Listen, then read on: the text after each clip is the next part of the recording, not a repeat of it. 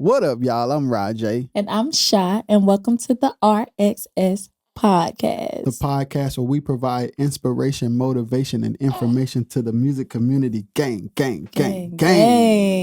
Yeah. So what are we talking about today? Artistry, creativity, and entrepreneurship. Let's go. We out here.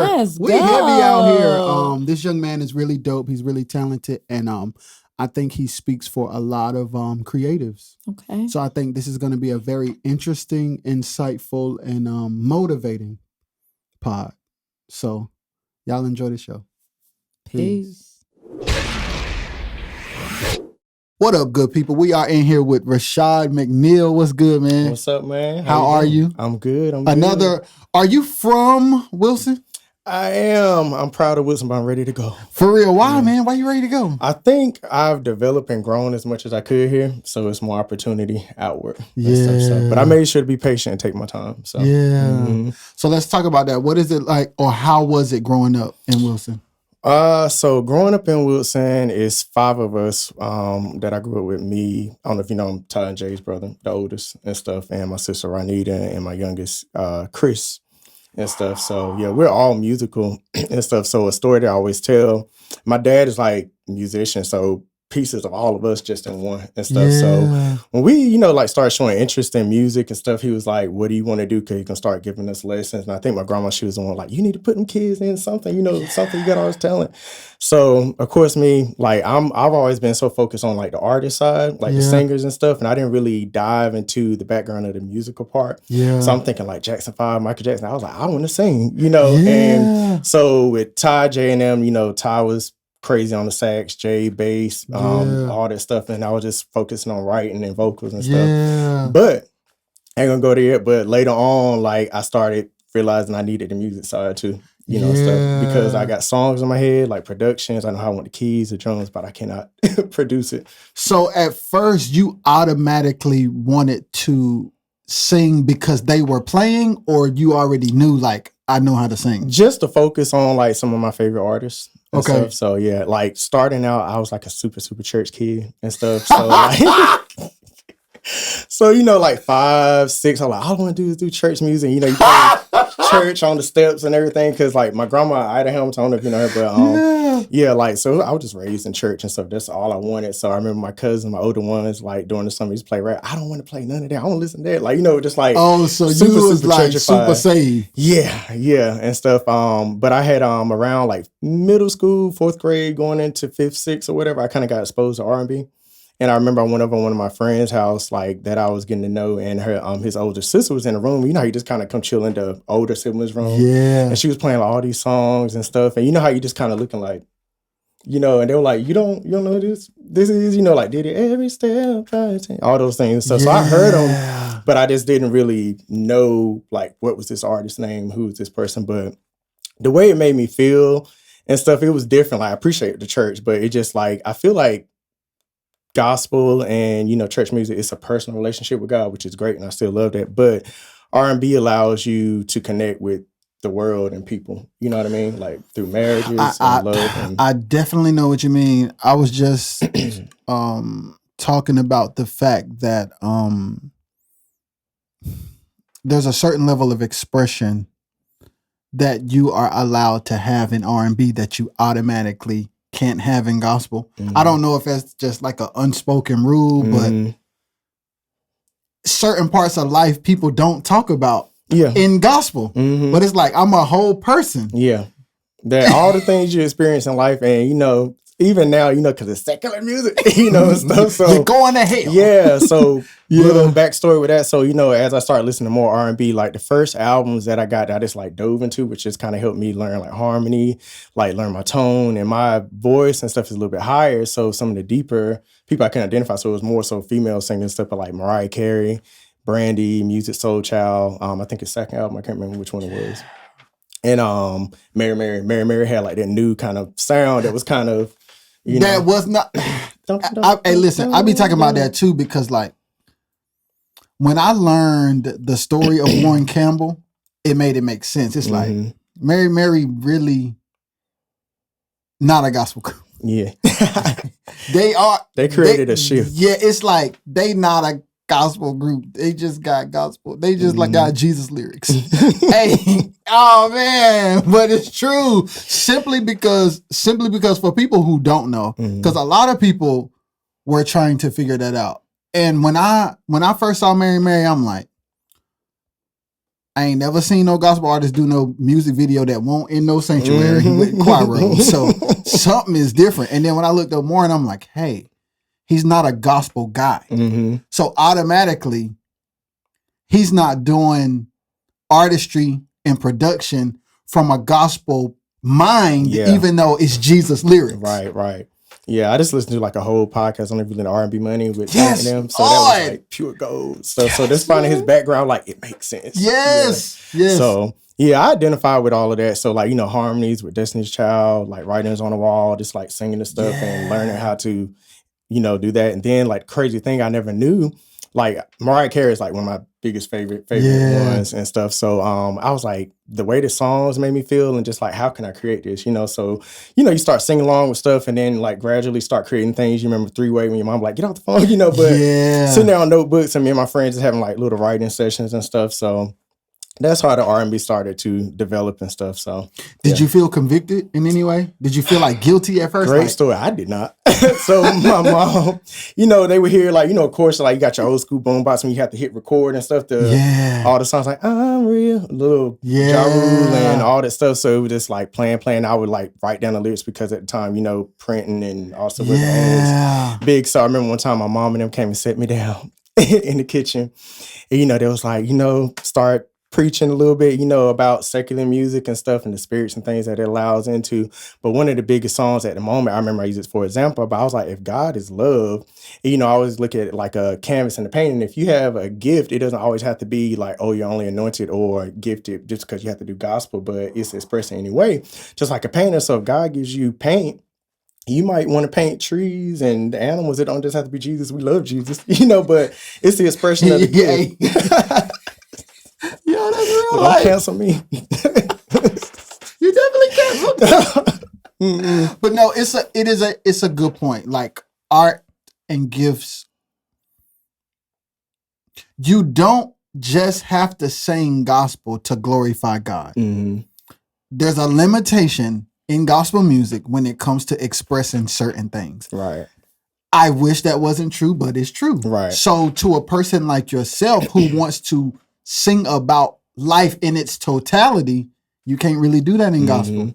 Yeah, and I remember one of the examples I told my mom, like, I don't know if you remember, like, Boys to Men, The Color of Love. Yeah. So I was like, the song's so beautiful. I was actually listening to it today, but I was like, how can this be the devil? And stuff. So I've always been, like, very intellectual, so I would throw some questions back, and it was kind of like, it ain't really an answer, so, they let me listen to it, but of course, you do have to be careful with anything you do, like it can be certain things in music and stuff, but I feel like from the spirit of the person that creates it, that's because that's a whole nother conversation. Because there are some gospel artists who you better be careful listening to, because so it's like when you really break it down, it's about intent. And art is art, gifts are gifts. Whatever your intent is, that'll resonate. Right, it will. And it'll be very obvious. Yeah. So we know that there are certain secular songs that are OD. We do know that. We do know there's certain things you ain't gonna play in front of your kids. Right. Well, but it ain't all the devil though. Yeah. It's certain times and places for, certain things and stuff. So yeah. And stuff. So did your mom and your people ever get to the place where they were okay, or they just kind of like accepted it? Or maybe in between, because they let me do it. I know my mom, she came in one time, I was listening to something and she was like, I remember I used to, listen to the radio and write down my favorite songs and stuff, so it was okay. So, and I remember like some of the nostalgia, like memories of being able to go to Target or something, get out of school at Kmart, which is gone now. But like your parents, like mom, give them the CD. Yeah. And that whole experience I hate with streaming now, because that's something I'm trying to incorporate into what I'm doing. I actually just got my physical copies in and stuff. So I get you one of those. But I don't know if you remember, but I used to go and listen after school, open up the book, and it was just like a physical thing, and then my photography side and videography, I appreciate the visuals, and stuff. So now it's just like click and stream, but you don't really get the art. Visual art and stuff. So yeah. So you get to the point where you're writing lyrics down, you're learning songs, you learn that you connect with this music. When do you get to the place where you start writing your own songs? I think kind of in between. They were trash, but it was something. We all gotta start somewhere. But now looking back, I mean they're cute songs and stuff, and I'm so embarrassed because I used to burn CDs and stuff, and I used to give them to my friends in high school, and even now that I'm where I am now, I have some people like, "Yeah, I still got your CD." I'm like, burn it. Like, I don't know. I'm gonna have to go back and check it. It might not be as bad as I remember it, but slowly then it was development and stuff, and so I love music. Like our whole household, it was musical and stuff. So I used to take Ty and Jay to Pro Music and Bree and them, and Miss Atlas, all of those people. So we just all developed in the same house. So first a little squeaking, squonking, and all this stuff, and I was sounding crazy, but you develop and grow. So now like all of them are so amazing. So what do you remember the first song that you wrote that you actually liked? Like where you were like, oh no, I'm straight now. I had to listen to them. I wrote so many. I can't remember specifically. That actually might give me like a project to go and research some stuff. But I used to give it to the girls like, oh, listen to this song, check this out and stuff. So, because if they like it, we in there. Something, That's the test right there. That's how we know. Yeah. So they liked it, and stuff. So I can't remember specifically, but that's how it started and stuff. So then the only thing I remember that was harder, which I know you probably know because we're from the same area, and I'm not sure if it's just a triangle or just Wilson, but I feel like musicians, everybody started heavy in the church, and stuff like that. But me having a passion for R&B, where I'm gonna sing it, and so that's why I think a lot of people know my brothers like Jay and Ty because they started playing in the churches and stuff like that. And I'm listening to Usher, Let It Burn. Like, where can I sing my song, and stuff, and write my songs and stuff. And at the time, it's so amazing. Now I don't know if it's development or we were just so young we couldn't drive out. But now you have open mic things in Raleigh, and different locations and stuff that's more accessible than it used to be in the past. So that is a good point because there's a church on every corner. And back then when we were growing up, we didn't know about no open mics. Were there any? No. Hey, you remember Christian Connection though? I actually now I could sneak in some Christmas songs. I could do that. Just a little in between or a little Whitney Houston. I look to you every now and then during the anniversary. So those are some of that was actually a banging spot. Yeah, it was. I want to bring something. I was mad when they closed. I was like, this check is fire, bro. I think it was ahead of its time. Now it was so fit in the time frame. So So tell me about the first album you recorded.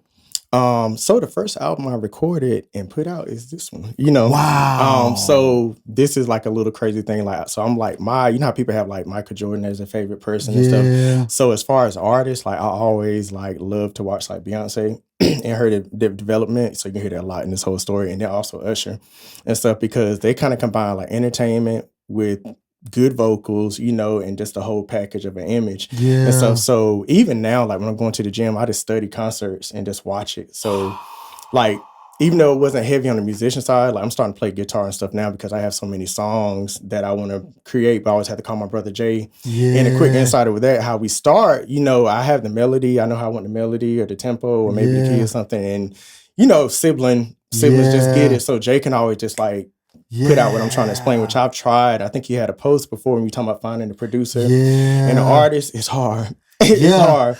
Oh, let's talk about it.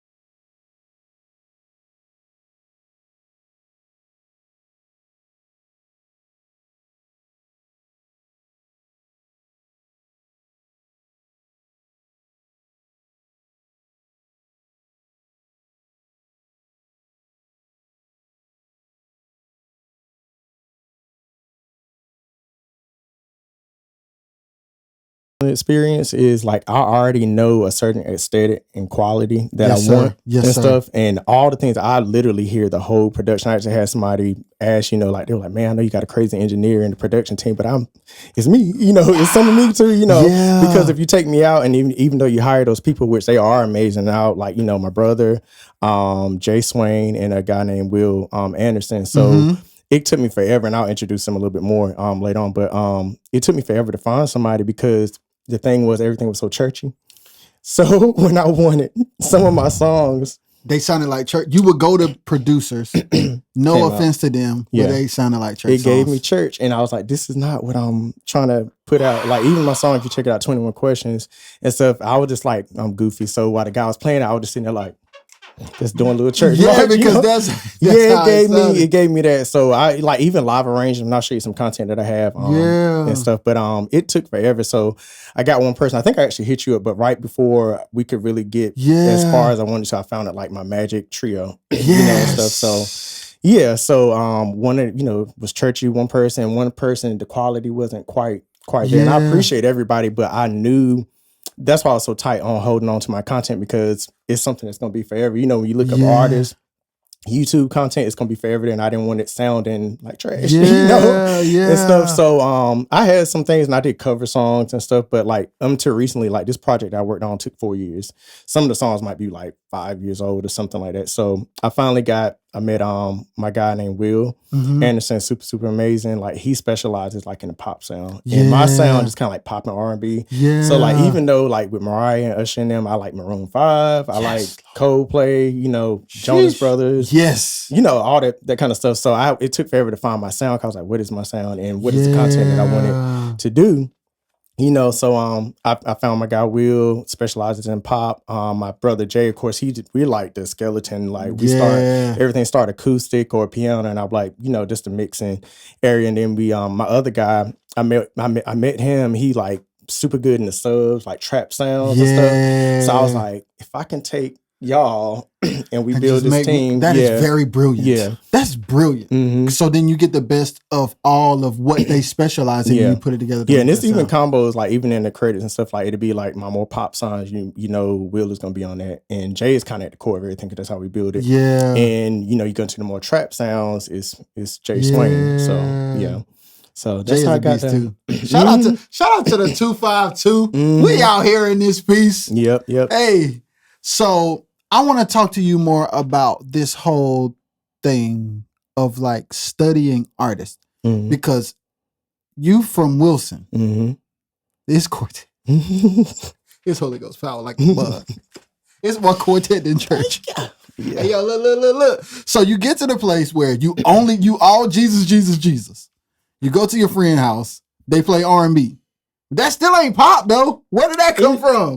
Well, you know what? Honestly, if you think about Usher and Beyonce, they are pop, but they not pop for real. It's the in between, And, so that's how that kind of, of course, making the band things came on and stuff. But I think the 2000s, it was like a heavy time where pop started, taking over, like in that wave. And like I like Danny DeCane, I like the stacking of the vocals. It was all. So you watched when Danny DeCane was formed and Day 26 and all that. Yo, I was watching it too. I ain't gonna lie. I was amazed. Yeah. That's when I was like, I ain't gonna say what I'm thinking.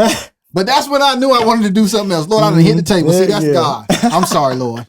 Hey, but that's when I knew, like, watching that stuff. Because like I said, where we from is church and quartet. So when you see making his band or making the band, when you see Danny DeCane, you see Day 26, it's like, oh, whoa. Yeah, it's a whole nother aesthetic. Because it's like, man, I want to do that.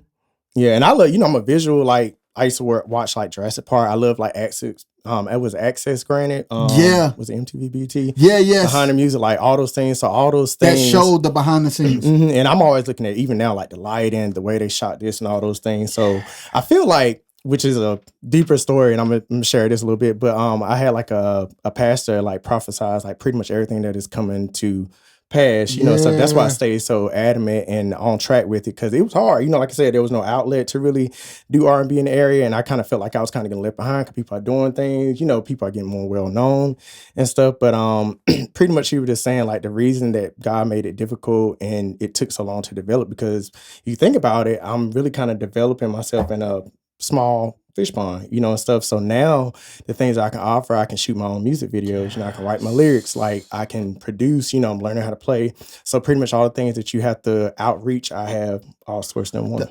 Listen, that's a benefit within itself. Like there are some, but there are not a lot of artists that have the entire vision for whatever their sound is or whatever their visuals are, where you always into everything else, like the visuals and the modeling. Like, was that all happening at the same time? Yeah, pretty much. Yeah. So yeah, like I said, our house is just like we were just creatives, you know, and stuff. So like, even if I was hanging around you, I'll give you a camera, like, look, I need you to shoot this for me. Because sometimes, you know, you in front of the camera, I can't shoot. And my good friend Jock, you know, shout out Jock, gang. Yeah, She so in that's the my building. buddy when I need some things done. And even some of my other friends, like, I can kind of direct from behind, like when I can't do it. And my sister is super, super amazing. Like, she got into photography, videography, graphics and stuff. So, you know, we all just like, even when Jay needs some stuff, we're getting older now, so it's hard to get us all together. I'm like, y'all, we could be so powerful together, like Jackson 5. But you know, we come together for each other's projects. Like, you know, Jay helped me, my sister helped me. When they need something, we shoot the video for Jay content and stuff. So one of them videos, I think he did a cover for his birthday. That junk was the blue. God, so mighty. That junk was smacking. Yeah, he need to get back on. I'll be on him, so I know he busy, but yeah. Yo, I just talked to him the other day about his computer. Pray for him. Yeah, we had to talk. I understand the pain. You know, you lose some stuff. I don't know if you ever been recording something and the whole thing just crashed. Oh, like, yes. I go to a whole I've had a whole hard drive just say, I'm not coming back on again, ever. Yeah. And it's like, oh no, my life's work was on that thing. And, you know, and I'm glad that he realized, you know, same thing with us, you know, like, if you're the creator, it's never gonna go away. That's true. You know, and stuff. So it, you know, it hurts, you know, but it's still gonna be there because God gave you the gift. Yes. So I want you to talk to me about how you were introduced to like photography and videography. Where did that come from? So I guess I really started to go to school for digital art and animation, but I was so like intrigued by the Matrix. You know, I always look at the VHS things and record it, you know, fast forward it to the end to watch all of those in the Matrix and stuff. So anything with production, like super, super early, like whenever those movies and stuff came out, anything that had special effects and shots and stuff. So I just studied it. I went to college for a little bit for that. And I always had pictures, and it was so crazy. I was looking at like an old picture of me and my brother Ty, and I might have been like 7. I had like an old little Ninja Turtle. I don't know if you remember the little rectangle cameras that used to take and stuff, and it used to print a little sticker of the cartoon or whoever you had. So I always had it, but as I got older, I could afford more, you know, and stuff. So that's how it kind of So came. then it just developed from there. So what about this whole like concert thing? Because it's a lot to unpack with how you see things. It's fascinating that you care about so much. Yeah. So has that always been like an instinctive thing for you to be aware of everything? Yeah, it is, because one of the biggest things I say, it might have taken as long, even with some things, but my quality, I want to always be stronger than the quantity, you know? And so I always say, when you Google, sometimes I look at old content, like, you know, with Rihanna's Mighty, I just want everything that I have and that I touch to be of quality, you know, and stuff. So even when I developed the album and stuff, I did visuals for it, which I'm working more so on the music videos soon now, but we went to New York and stuff, and I knew like I wanted even the live arrangements and stuff. Like I said, I'd be watching those Beyonces and you know, them live arrangements. Yeah, it's crazy. And I think this tour she on now is smacking the most. Yep, and all those. So like I said, I knew the sound I wanted. I just had to find people to help produce what I needed. So I found like an amazing guy by the name of Duran. I saw him on YouTube, and he was just like smashing, killing the drums. And I'm gonna show you some of the content. But he just killed it, and I was like, please be in America, you know? So yes, because they'll be in another country on you. Yeah, he was actually in New York and stuff. I found him, sent him the songs, they did the arrangements and stuff. I already knew by studying, you know, when I was younger, watching those videos, and one of my friends was saying, you know, like football teams and stuff. I was more pro track and stuff, so I didn't know about football. But he was like, you know, they study plays and stuff and things, and he was like, that's what you're doing. I didn't realize it. Yeah, that's what I'm trying to say. Your study game is crazy. It's like, it's insane. Like, I'm blown away, bro, because most artists have no vision and only complaints. Mm. That's the thing. Like most people come to you, have no clue what they want to do. And then when you start working, they tell you everything that's wrong with it. Look here now, daggone it. I'll be hearing some of the horror stories. So, yeah. So the fact that you could go to your producers like, this how I wanted to look, the photographers, this how I wanted to be, and they just be like, all right, cool. Yeah. Yeah. And it's so crazy. I guess I'm so used to it. You know, some people are like, oh, wow. You know, I'm like, I thought everybody. No, you know. no. Nobody, nowhere. No, Yeah. that's not normal. Yeah. That's not normal. Hey, I'm grateful. But yeah, like even down to like the lighting, I did like a whole light. I need this set blue when we do this, I need to turn red. You know, I need all the things, the visuals, and I got an amazing choreographer, Tashay LaBelle. She's from Raleigh. Okay. She helped me put together the choreography, you know, because I always loved like the whole aesthetic of the artist, the singer, the dancer, the entertainer and stuff. So man. I just felt like that's what I was saying, starting out, I didn't have like a place to do that here, you know. So it came together, and it's a super, super amazing story. And that's why I said like the whole time I knew it was for me, but you know, sometimes it took forever for people to see the vision of what I saw, because you know, it's in your head, only you and God see it. Yeah. You know, and I used to tell myself, you know, people don't quite get it. You know, oh, that's cute, but you can do a 9 to 5. You know, even I love my parents, you know, and it's nothing against them, but you know, they were just thinking, you know, go to college, do these things. Yeah, that's safe. Be safe. Be safe and secure. Yeah, and that's what your parents, they don't want you to flop. Hey, let's talk about that for a minute. Most of the time, your parents just don't want you to fail. That part. And they only know a certain thing that's successful. Mm-hmm. They were raised where this is successful. So do that. Right. They don't know that there are other success paths. Right. So. And that's one of the heaviest things I'm pushing now, just as a creative. Like, you can be just successful. Not telling kids not to go to college, but you know, it's different. I'm telling them not to. That is a bill for a job you ain't gonna get. Hey, you know, if that's the path that you got. Jesus, bro, like, check this out. To go to college, pay $100,000, $150,000, get out of college, to go work at McDonald's, to pay that loan off. Mm-hmm. God almighty, no. Yes. Brody. Yeah, it's so many, and I don't know if it's a new wave of black people, like entrepreneurs. Yes. I don't remember it being like that. I remember the Chinese people, you know, like, you know, they had all the business and the family things. Yeah. But now that's one of the biggest things I'm pushing for. You know, of course, when I have my kids, anybody can help. Like, you can do it. You know, you don't have to work under a person. Like, and it's so freeing, because I worked at Bridgestone for like 11 years. Okay. And stuff. So trying to maintain artist life, photography life, videography, swing shift 12 hours for like crazy. So back to Beyonce, you know, the documentaries. I was like, how can somebody so amazing that has their hands in all these pots still maintain sanity? You know, and stuff. Even my friend Josh, she was like, you have to slow down. And I just felt like if I'm not working, I'm not, you know, sometimes you just feel like you're not doing enough. Yeah. And stuff. And I used to just beat myself up. And it's kind of like a perfectionist thing, but I try to dial back, you know. So anyway, I use my savings, everything, you know, and I just prayed and I took a big leap, and I've been just entrepreneur just full time for 2 going on 3 years and stuff. And I didn't realize, I was like, wow, I really did it. Yeah. I would have, if you would have told me what I'm doing now, like some years ago, I would have thought you were lying. So what made you get to the place where you knew, I mean, not say, of course you don't know that it's safe, but what gave you the courage to be like, okay, I feel like I can do it now? Jesus.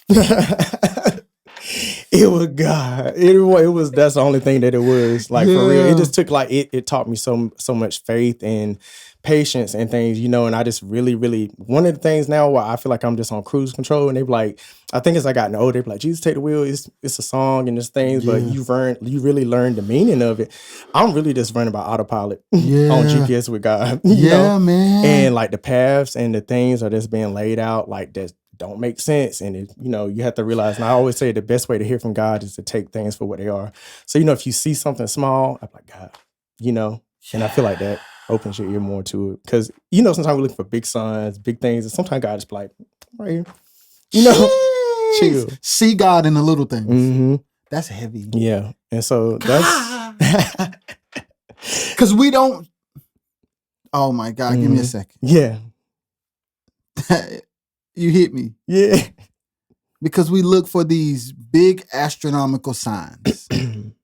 And sometimes it is your bill was able to be paid without you stressing about it. Come on now. Okay. Mm-hmm. Now we got 30 more days we can work with. Let's count it a blessing. Yes, that part. God did. Yes, that part. Yeah. So and that's like ever since then, that's just what I've been on. And like I said, the pastor prophesied, and I just stayed faithful and true. I'm like, now all these things starting to line up. Yeah. Like he was like, I see you out in DC doing freelance. Didn't even know I would be doing this full time. Some things with LA and things that's happening and just like unfolding. So I'm like, if I'm already at 60-70%, I got to stay faithful. Yeah, man. And just like I say, what does it take? Sometimes just to push, just have that faith.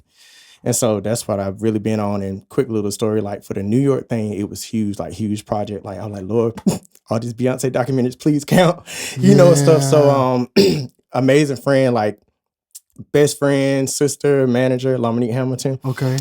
She is like a beast. Like I always call her like my other Olivia Pope. Like when you need things like on the back production end, like the finances and building sponsorships. Like she was like, I took a lot of my fundings right at the end of work and just put it all into what I believed in and stuff. But still, you need sponsorships. You need people that support and stuff. So it was hard, but it came to pass. But the night before, this is like one of the little moments of God. The night before, I had it was probably like a team of 20 people, like dancers. I was flying them out. I was covering their hotels and stuff. And I think it's so important, just with my personality and things, like I see just outside experiences, always make sure you give people a great experience with yourself, because your name will carry you far. Even like it's something from this point now to where I am, I just always want to get reputation, how to treat people.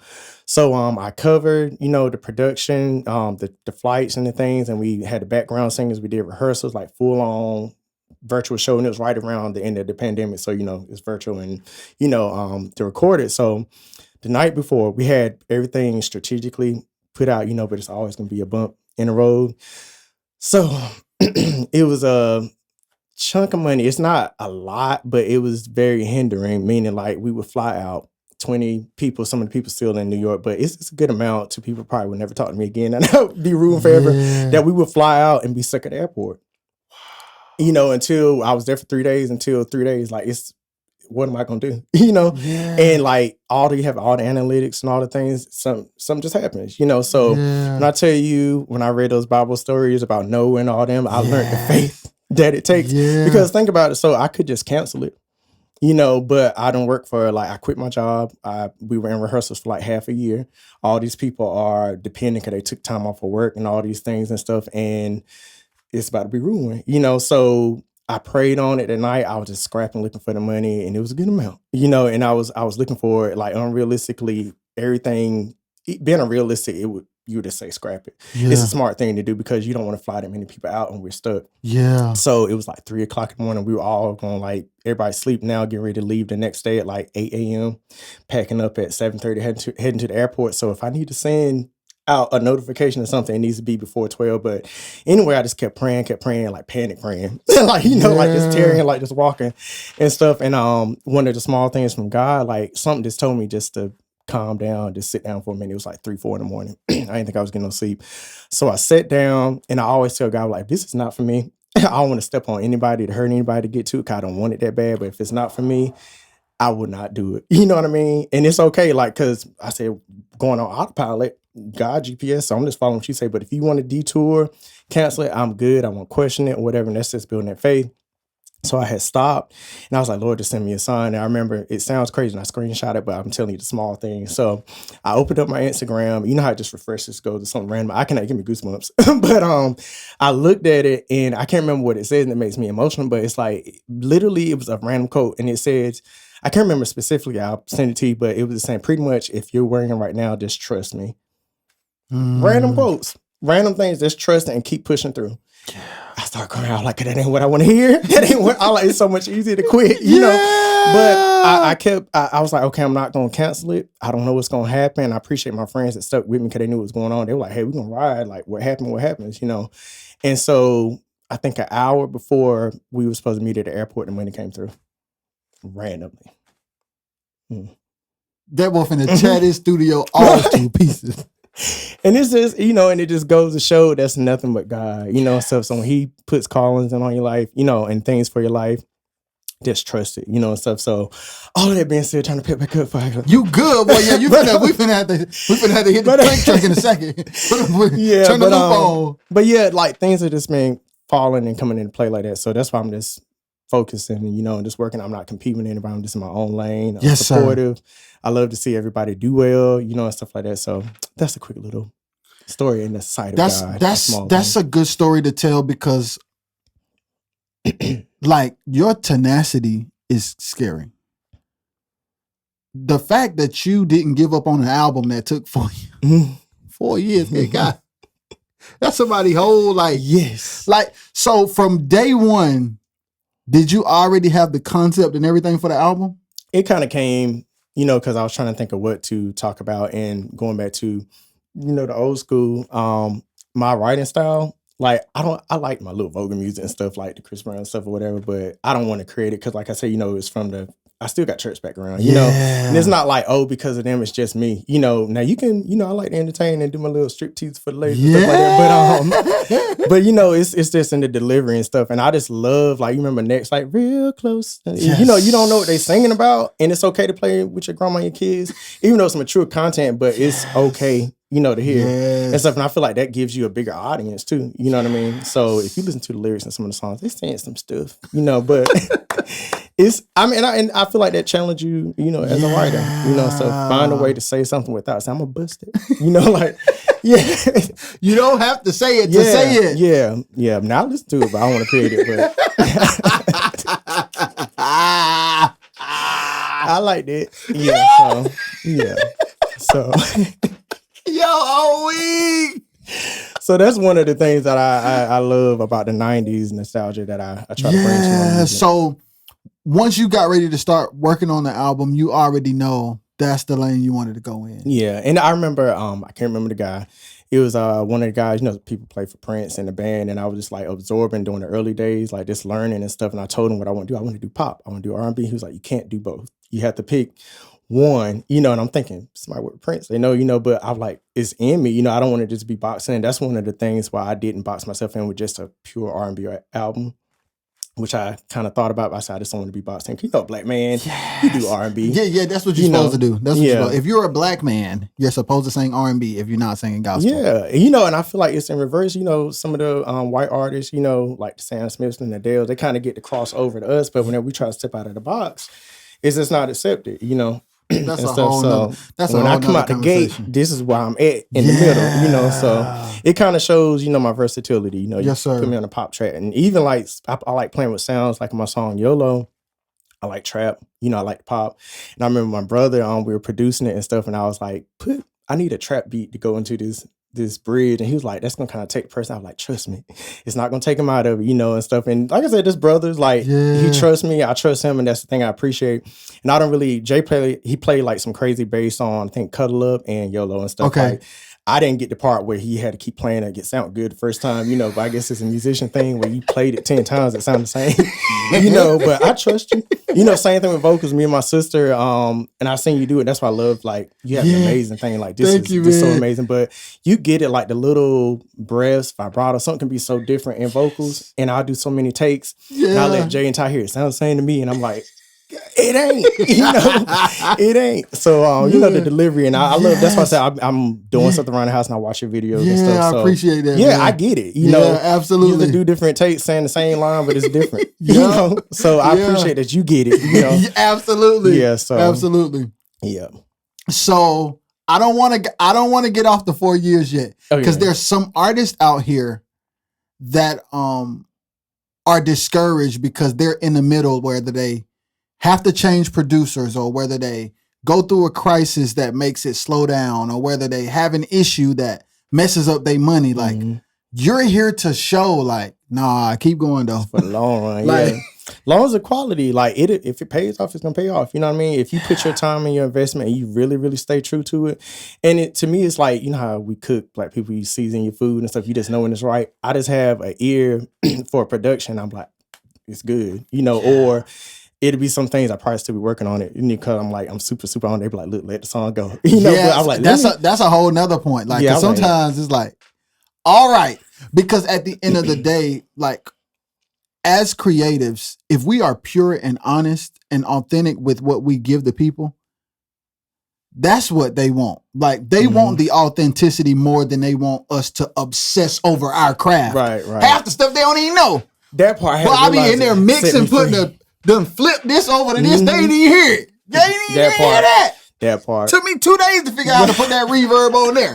What you mean you ain't hear it? They like, that part. I had it sets you free because you be killing. I like one of my friends told me, and sometimes we, my brothers and my sister, we talk like we just realize, and I get on them too because they the same way. Like my sister has an amazing song. I wouldn't play it for her, but I'm not gonna play it. But I want her to put it out. Hers about to be getting some age on it too. But I'm like, girl, put the song out. People do not care. Like it just sounds so good. I'm so excited for it to come out. But we stick on things and people don't even realize because sometimes I guess like our aesthetic and bar for ourselves is up here, but the standard consumer just wants some. I have a question. I have a question for you because let me see. Should I ask a question or should I make a statement?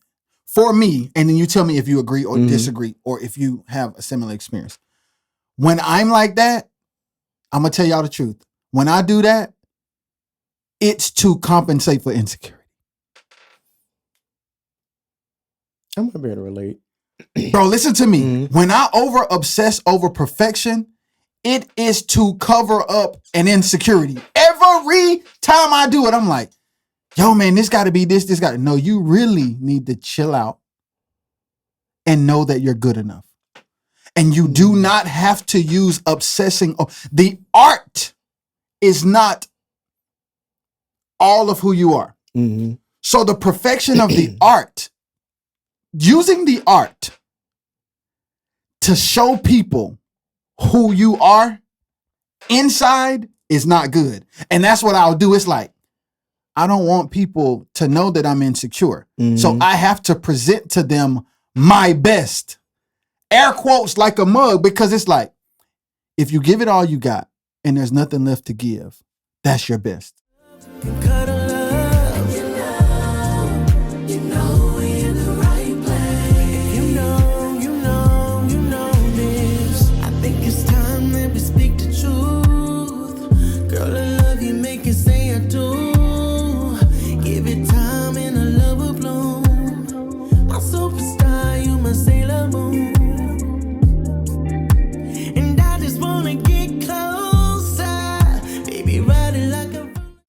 Right. I never thought about it that way. I think I'd be doing the same. Listen, I'm so insecure. Like I'll give you an example. Mixing, for instance. Mm-hmm. Man, I didn't want to mix no records. I'm like, man, I listen to this. Same as you. I listen to this on the radio. I hear this. That junk smacking. My snare don't sound like that. I don't know. And then my wife be like, trust me, man. Trust me. Just do it. And I'm like, but I don't think it don't sound like that. And it's like, at the end of the day, man, you are scared. Mm-hmm. And you are comparing here's the other thing that I had to understand. I'm in the crib with a 2012 MacBook Pro, and I'm stressing over my mix not sounding like a $10,000, $20,000, $30,000, $50,000, $100,000 mix. Boy, chill out. You don't never put it out. You gonna let chill it go. Out. It's like when I listen to these songs, I'm like, man, this guy mixed it, and he probably had this gear. You ain't got none of that. And the fact that your stuff sounds this good without any of that part, just keep pushing. Yeah, it's that development. And you don't realize it. Yes, and then let me tell you what happened. So we ended up doing our EP, and I mixed it and mastered it myself. Terrified. People calling me, yo, man, that mix so clean. I'm like, what you mean? Yes. It's like, yo. The vocals clean. I can hear all the instruments, and I'm like, yeah, if y'all only understand. Yo. But now I get to the point where it's like, you know what, man? People who gonna rock with us. That part. Now, to your point, don't be trash. That's not what I'm saying. Yeah. Get good friends. Friends will tell you if you got good ones. Like, yeah. You can't just be whack. Yeah. But there is a certain point when it comes to our art where we just have to let it go. Right. Because we be like, I got to just fix this. It ain't no more fixing left. Ain't no more fixing. Ain't no more fixing. And it's like, for me personally, I started to understand this like, I'm insecure about what I do. As sure as I am that I'm capable, I still feel like my success is connected to how good I am today, not how much I progress every day. Right, that part. Jeez. That part. Me and my friends have this thing I call Teen Normal. Okay. I'm gonna break this down, but it helps me. Okay. You know, and same thing. So I feel like you have your naturally talented people. Not saying either is less or greater, but I always use, for example, Whitney. Yes. Whitney came out the womb singing just like ridiculous. You know, even though her mom trained her, but it was just there. Like she can just flat out, come on, baby, come on here and sing it, you know. But back to Beyonce, you know, but you have the artists that's just as amazing, but the development, they had to grow, you know. But I feel like Team Normal, we have to work on our gift and just grind and develop it and grow. And sometimes, I don't know if you know, sometimes people that are artists, like super that's natural talent, they be lazy, you know. Because they're entitled. Extremely, we about to talk about it. People who are naturally extremely good at what they do, they feel like they're owed something because of how good they are. And then the person who is not as good as them always pass them. They always pass them. Yeah. They be like, Skrrr! Yeah, like the work ethic, all of that stuff is going to be times 10 in the drive, and it's going to get you there, you know. And you look at the progression, like I said, from Beyonce, from being a kid, like she's not that person off the gate, like, but it's like, let me tell you what's crazy. Like, and I thought about that the other day. I'm like Beyonce is like one of the greatest artists of our time. Mm-hmm. And I listened to some of those Destiny's Child albums. And in the beginning, she wasn't even the best singer of them all. She wasn't. And I didn't realize that till I went back. I'm like, but yo, if you don't let off the gas though, eventually it's a wrap. Because what happens is, like you said, it's like that incremental growth. Like, think about it. Incremental growth from in a 24-hour window is really small. But in a 10-year window, you whooping them. You whooping everybody. It's like, okay, I'm here now, but catch me in 5 years. If you have the tenacity to think about it in that way, okay, that's cool. My junk, okay, catch me in 7 years. It's like, people who think like that are dangerous. It is. Even now, like, you know, some of the things I'm like, I could do this better, but it's not like just saying you can do it better, but I work on it, you know. And like you said, I guess it is an insecurity thing, you know, because sometimes I was thinking of my songs. I like these songs, but I don't think I'm singing them. You know, it's all about the runs and the riffs. Where we are, that's what everybody reacts to. And I can take it there, but I don't want to, you know. So should I do that to prove it? No. The answer is no. No, you should not. No, you shouldn't. But it is easy to feel like you're not good enough if you don't do that. Because the bar is set that that's what's good, especially in church.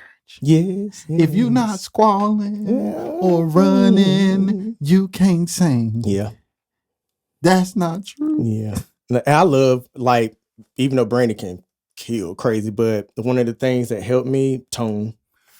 I love Tamia, Bright Night, even though you can go there, but the tone, you can just flat out sing a song. This is pure. Just sing the melody with a good tone, and you got me. Yeah. Because it's like, people want to hear the message. I mean, the runs are amazing. If you can execute them, it is amazing. I ain't gonna act like it ain't good, but it's not. You can't say people that don't do that aren't good. They just don't do that. It's just like drummers that don't chop don't mean they not good. All right. Because it's like, when you listen to the biggest records in the world, ain't nobody riffing or running or chopping. The biggest records in the world, people is singing the melodies. The message is on point. The production is solid, and ain't nothing OD. Right. I heard this. It was on an interview or podcast, and it was a producer that was talking about, like, the sound, you know, the sonics and stuff. And they were saying one of the reasons some of those simple songs go so big and global because everybody can sing it. Yes. I love me some Jasmine Sullivan though. Because to your point, to the average consumer, it is intimidating to try to comprehend the way we do stuff sometimes. It's like, listen, like, you singing so good that I ain't even finna try to sing along to it, so I'm going to skip. Jock back there did the skip with me. I'm going to just skip. And then it's like the sing-along song, it's like, as people be talking about, like, Mary J, and it's like, yeah, But you can say, listen, you hear that you can sing along with her and you hear that pain, we winning. Yes, the delivery and the tone sometimes. Yes. So yeah, I love like Tamia. I love me Tamia. I don't know if you ever like take deep dives into Tamia, but she's just I feel like she's so underrated. You know what I mean? And stuff. And she's got the purest voice. And I said, and it's always like salt or sugar or sprinkles, like just decorate it, with a little run or something here, like just to make it a little color to it. But that's my approach, Yes. So. And I just love, like, it took forever to find my sound. So now another thing I was like kind of pre-thinking when I start doing these things, when I get my identity, I want to be able to perform it. So I didn't want like slow R&B songs where I just stand at the mic, and stuff. So I'm already thinking like, let me get the energy and stuff. So my next album, this is how I had I need to slow down. But it's some things I want to play with, sonically, and then go to certain places more vocally and stuff. And I always rate songs like 1 through 10 and vocal skill.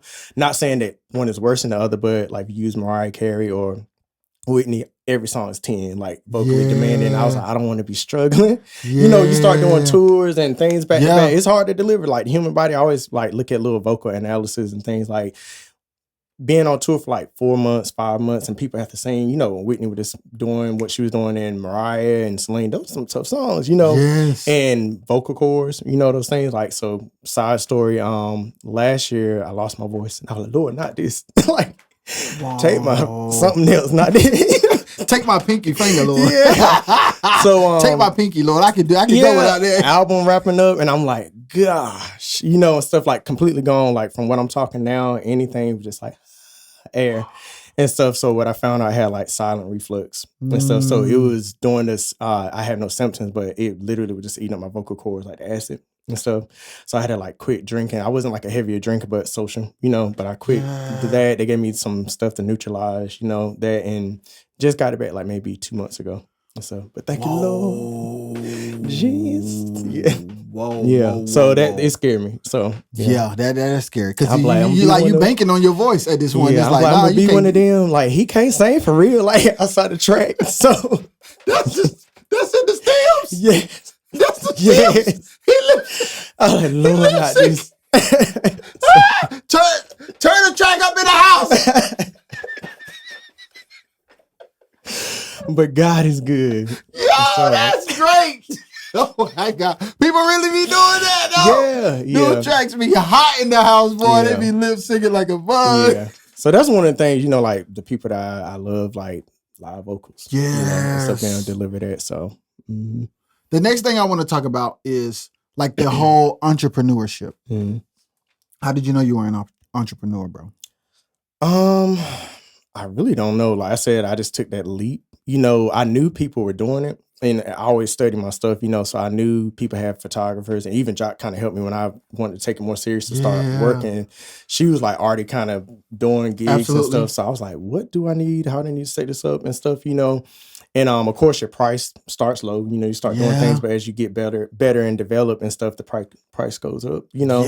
And I was seeing the other people that do it. Now you have social media, so you can just like look at tutorials. I always say YouTube is free college. Yes, facts. Facts. Yeah, so just finding out, hey, I can do this. Kind of sticking my toe in the water while I was working at Firestone. I would just kind of work on swing shift when I'm off on the weekends, weddings. Rashaad, we gotta pause. We gotta go back. When you're first starting out, don't quit your job right away. Oh no! If fact that you positioned yourself to get started and learn the game while still having that security, so that is very wise. Yeah, I'm like, now some people got a story sleeping in the car. Like that ain't me. That ain't for me. But another way, Lord, like So yeah. But I need a little security, and stuff like and like I said, I was practicing, doing a little here, like same thing with the album. I was in the studio at some nights. Like some nights I just work Red Bull and go to work, doing tracks, writing. Did you ever get to a place where you burn out? My friend right there told me to slow down. That's when she told you. I didn't know you could literally can get sick from overworking yourself. Like my body just, I was like, oh, something wrong, So, so you didn't even know. Just one day you wake up like, wait a minute, something ain't working. But I just exhausted myself, and stuff. So that's what it was. And that's when you quit. Once you started burning out, that's when you quit. Or you just slowed down. Balance. So how did you balance? What was your for the people watching and listening? What was your schedule before, and then what was your schedule after? Like, give us a good 72 hours before you slow down. Yeah. Let's see. If I'm on midnight shift or whatever, I'm working 12 a.m. and I'm getting off 12 hours from there and stuff. And then I'm staying up. I'm going to a shoot. And From work? Mm-hmm. Okay. Going to a shoot, grab a Red Bull from that shoot. I'm writing some music. I'm working on just your creative moment. You just say, computer, I want to make a song like this. I can hear it in my head and I'll be voice memo and stuff like that. And I got 2 hours to go to sleep before I go back to work. And then you do it again the next day. Mm-hmm. Yeah. And then you would do that multiple days in a week. Yep. Until your body was like, and then of course, partying a little bit. So, doing your social thing. Yeah, your social life, and that too. And sometimes I leave from the parties. I'll leave look, y'all just shut down at my house. I'm like, y'all shut down when y'all done. So you would host a party and then go to sleep because you got to go to work. Or you would leave and go straight to work. Mm-hmm. Yo, that's a witness. a true born witness. Yeah. So when I got kind of sick or whatever, it wasn't bad, but my body was just responding because I was not resting, and she was like, you need to slow down, start taking a break. And it sound bad. And I was like, I'm not doing enough because I need to be here, need to be there. But then I listened and I just started taking breaks. Some days I would just stay home, don't work on anything. If it comes organically, something chill, but I just would not push. So I just had some days I'm just off. I'm just laying in bed. Relax. Once you did that,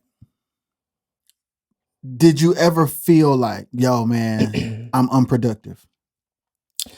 Not because I learned to balance. Yeah. And I actually became more productive in that way. Jock, really? Did you now?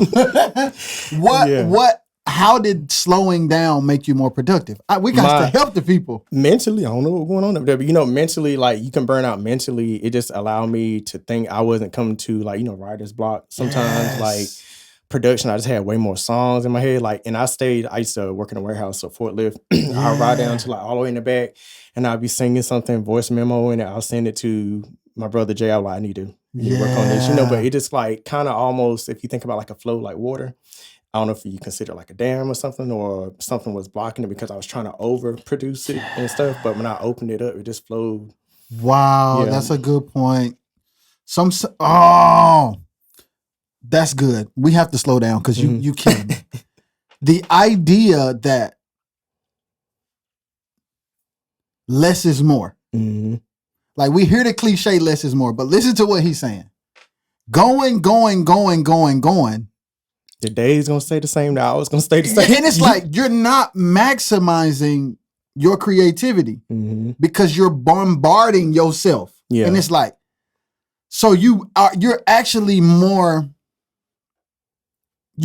active than you are productive. Mm-hmm. You moving, but you ain't progressing. You just stretching yourself out. It ain't going nowhere. Yeah. Running in place. It ain't going too far, but it feel like you doing. Yeah, because your body going crazy, but in real life. Yeah, it won't. But once I did that, I start scheduling days. These next 2 days, this is what I'm gonna work on here. I'm gonna take a break here, and I actually started seeing, the progression of all of that. So that's how I started getting my album done.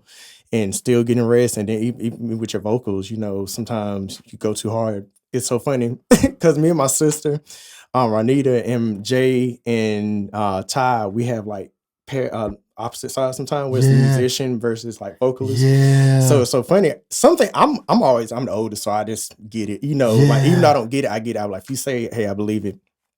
I lost my voice one time with my brother, Ty, and I was doing something, and that's the thing. I was like, man, you play the sax, you can just, just go track one, track two, And so as long as you got breath in your body, But me, if I kept going, those takes, my voice, I start feeling it. And one day I was working on something. He was like, "You got your voice back yet?" Well, I was like, "No, Ty." He was like, "When it's gonna come back?" I'm like, "It don't work like that, man." Yeah. So just taking the time vocally, it helped me too. Because sometimes I would want to do things and I just could not. Get up there because I'm tired. So yes. Yeah. So now you've gotten to the point where you ended up quitting your job. So now that's no longer a thing. Mm-mm. Do you still pace yourself even now?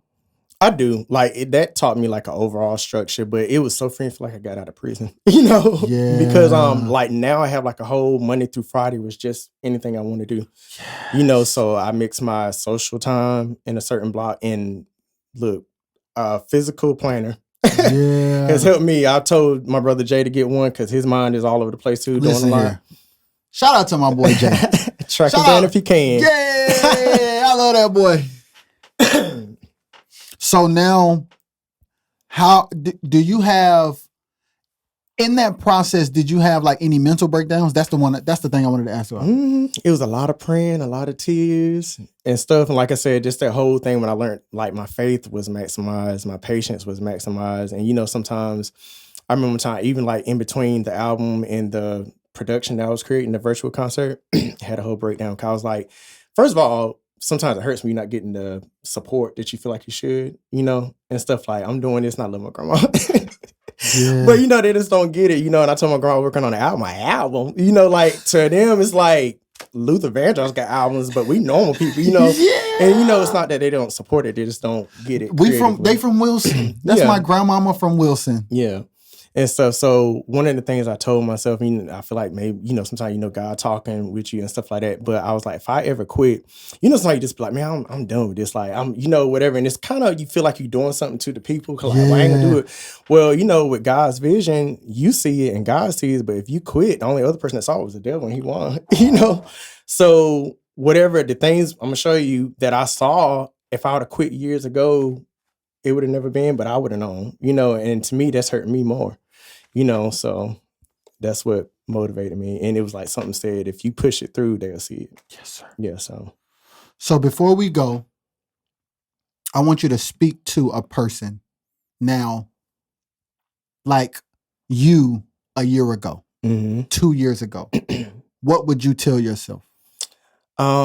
Pretty much everything starts from the core. On the inside, like your soul, you really, it sounds cliche, but you have to listen to your soul. If you feel something, just like if it's a fish out of water and you know you're meant to swim, you tell everybody else, I need to go to this ocean. But no, like we good right here. If you know it's in it, pray on it.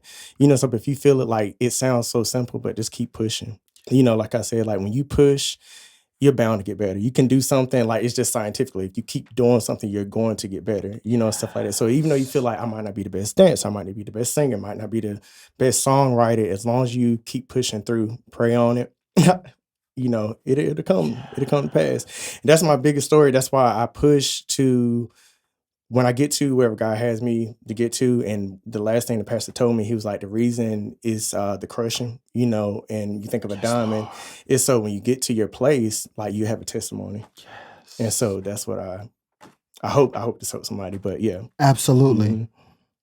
That's what I'm working on. What's the name of the album?